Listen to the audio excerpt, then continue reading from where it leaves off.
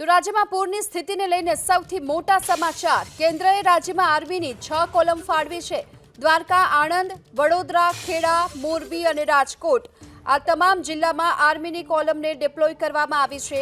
ગુજરાતની રાહત બચાવ અને આપત્તિ વ્યવસ્થાપન માટે કેન્દ્ર સરકારે આર્મીની 6 કોલમ ફાળવી। વરસાદથી વધુ અસરગ્રસ્ત દેવભૂમિ દ્વારકા, આણંદ, વડોદરા, ખેડા, મોરબી અને રાજકોટ જિલ્લામાં આર્મીની કોલમને ડિપ્લોય કરવામાં આવી છે। તો ગુજરાતમાં ભારે વરસાદની આગાહી છે। આગામી 5 દિવસ સુધી હજુ પણ ભારે વરસાદ વરસી શકે છે અને એવામાં હાલ સમગ્ર રાજ્યભરમાં જ્યારે રેડ એલર્ટ પણ આપવામાં આવ્યું છે ઉત્તર ગુજરાતના 6 જિલ્લાને બાકાત કરતા, ત્યારે તેને જોતા હાલ જે આર્મીની કોલમને પણ ડિપ્લોય કરવામાં આવી છે।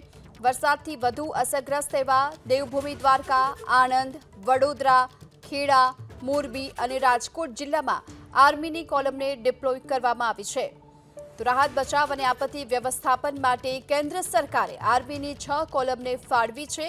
ગુજરાતમાં આ 6 કોલમ અલગ અલગ જે 6 જિલ્લા છે ત્યાં તહેનાત કરવામાં આવી છે।